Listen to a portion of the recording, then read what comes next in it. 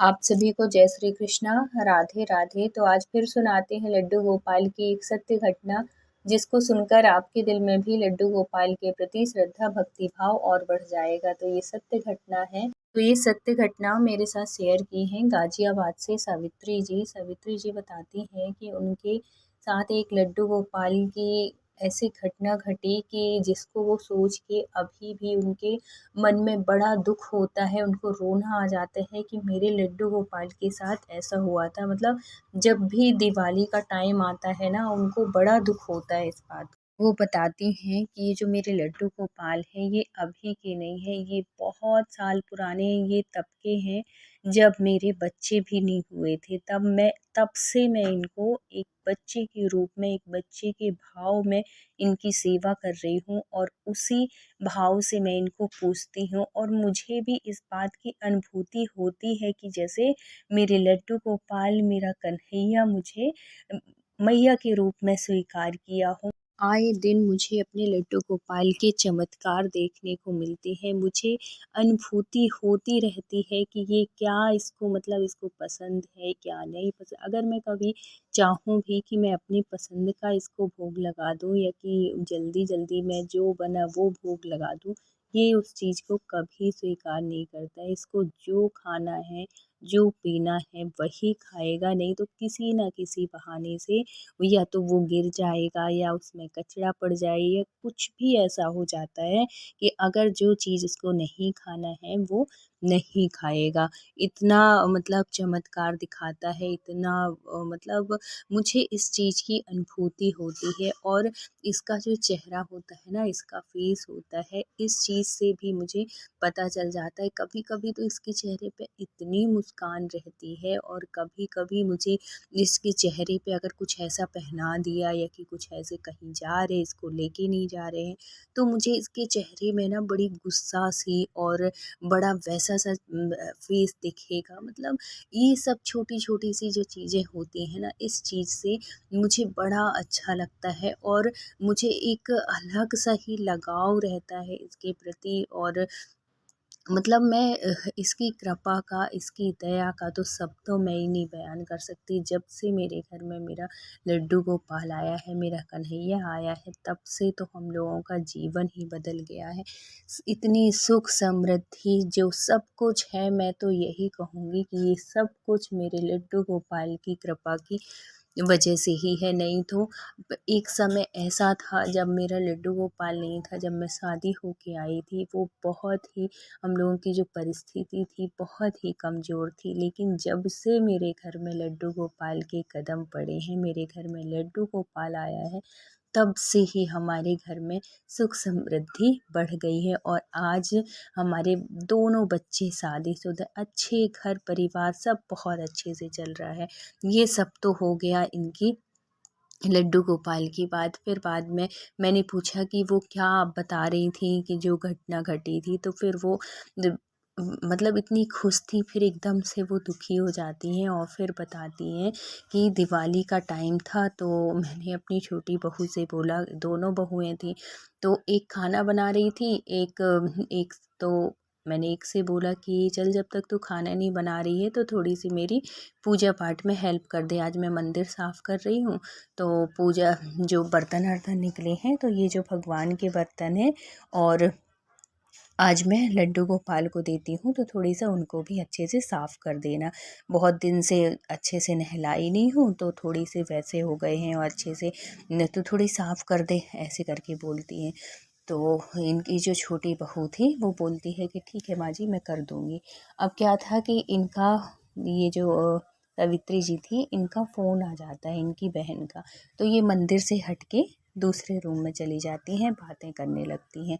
अब इनकी बहू को तो इन्होंने बोला हुआ था कि तू साफ़ कर देना, तो ये जो मंदिर के सारे बर्तन, प्लेट, आरती ये सब कुछ रखी थी, तो ये एक मंदिर का, जैसे हम पीताम्बरी रखते हैं ना, तो उससे ना धुल के इसने सोचा कि सर्फ़ डाल के अच्छे से, सर्फ़ एक्सेल से थोड़ी सा सर्फ़ डालेगी और अच्छे से इसको गर्म पानी करके रगड़ देगी तो जल्दी से हो जाएगा ये, इस वजह से। मंदिर के पूरे बर्तन साफ करने लगी।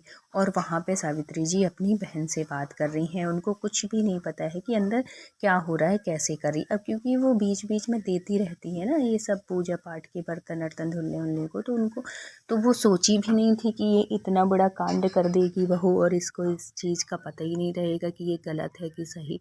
अब क्या होता है कि ये जब प्लेट व्लेट धुल लेती है और सब बर्तन हो जाते हैं, तो उसको लगता है कि अरे ये तो अच्छे से चमक गए हैं, तो चलो मैं लड्डू गोपाल को भी ऐसे ही साफ़ कर देती हूँ, तो माँ जी है बड़ी खुश हो जाएंगी, चमक जाएंगे लड्डू गोपाल। अब ये क्या करती है कि गर्म पानी लेती है, उसमें सर्फ़ डालती है, और उसी सर्फ़ से, और वो जो बर्तन मांजने वाला स्क्रबर होता है ना, गूंजा, उससे वो क्या करती है कि लड्डू गोपाल को साफ़ करने लगती है। अब जब लड्डू गोपाल को रगड़ के साफ़ करती है, सर्फ़ डाल के करती है, तो पीतल के तो जो भी बर्तन हैं तो साफ़ हो जाते हैं, तो ये भी साफ़ हो जाते हैं। इतने में क्या होता है, ये साफ़ करती ही रहती है बहू कि गाय सावित्री जी जो थी उनकी बात ख़त्म हो जाती है, और वो फिर आ जाती हैं अपने मंदिर की सफाई करने के लिए। जैसे ही आती हैं और बोलती हैं कि बेटा साफ़ कर दी, आज ले आ मेरे लड्डू गोपाल को, मैं मंदिर यहाँ पे साफ़ कर दी हूँ, उनको बिठाल दूँ। तो वो कहती हैं हाँ माँ जी, और बर्तन सब साफ़ कर दी हूँ, बस इन्हीं को धुल रही हूँ। तो उनको रगड़ने की जैसी आवाज़ सी आई, तो उनको लगा कि क्या रगड़ रही है, तो उसने पूछा सावित्री जी ने कि क्या धुल रही हो, तो बोली कुछ नहीं माँ जी, लड्डू गोपाल जो दी हैं उन्हीं को धुल रही हूँ। तो उनको एकदम से लगा कि पता नहीं किस तरीके से आज मतलब, तो वो जाके देखती, मतलब उनको एक आभास सा हो जाता है जैसे उनका लड्डू, मतलब कोई चीज़ होती है ना, जब हम किसी से इतना लगाव होता है और वो अगर परेशानी में है, तो दूसरे को पता चल जाता है। जैसे एक बच्चा बच्चा होता है, अगर बच्चा परेशानी में है तो माँ को ज़रूर इस बात का आभास हो जाता है। तो ये जो सावित्री जी थी और इनके जो लड्डू गोपाल थे, तो इन दोनों का रिश्ता भी तो माँ बेटे के जैसे ही था। तो वो जब उनकी बहू रगड़ रही थी, तो उनको इस बात उस जो लड्डू गोपाल थे उनको तो तकलीफ़ हो रही होगी ना, तो वो जो भाव था वो उनकी मैया को पता चल गया, मतलब सावित्री जी को। अब ये जब जाती हैं, जब देखती हैं, तो हे भगवान, ये तो देख के रह जाती हैं।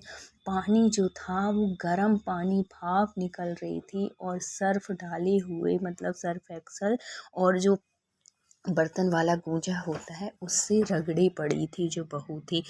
तो उसकी वजह से जब ये देखती है तो उसको धक्का देती है, मतलब कि ये क्या कर रही है ऐसे करके सावित्री जी, और जल्दी से अपने लड्डू गोपाल को मतलब छुड़ाती है उससे, गोदी में लेती हैं, एक कपड़े से पोंछती हैं।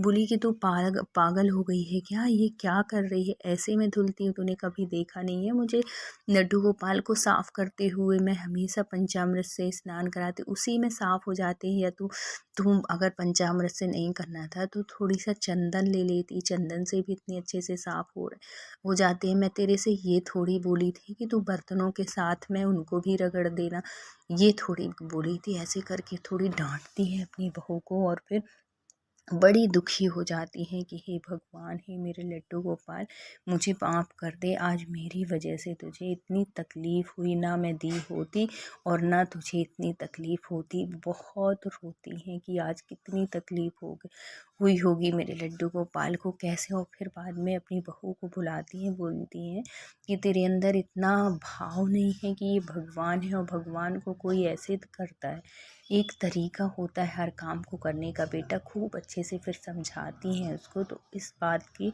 मतलब गलती का एहसास उसे होता है कि हाँ मैंने गलत किया।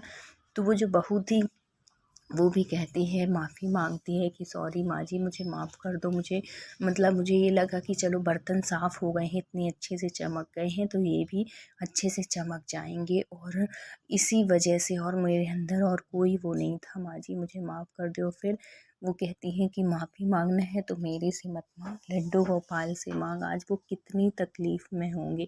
ऐसे करके उनकी जो सासू माँ थी, सावित्री जी थी, बहुत रोती हैं तो वो बहू भी चुप कराने लगती है और कहती है कि माँ जी आज से ये गलती मैं कभी नहीं करूँगी, प्लीज़ मुझे माफ़ कर दो। और फिर बाद में वो माफ़ी मांगती हैं और लड्डू गोपाल को वो खूब अच्छे से चंदन से साफ़ करती हैं और उनसे माफ़ी मांगती हैं कि हे लड्डू गोपाल मुझे माफ़ कर दे, मेरी बहू को माफ़ कर दें और अब ये गलती कभी दोबारा नहीं होगी। तो ऐसे सावित्री जी बताती हैं कि ये जो घटना थी, जब भी दिवाली आती है और मुझे अपने लड्डू गोपाल की वो घटना याद आ जाती है, मुझे बड़ा दुख होता है इस बात का।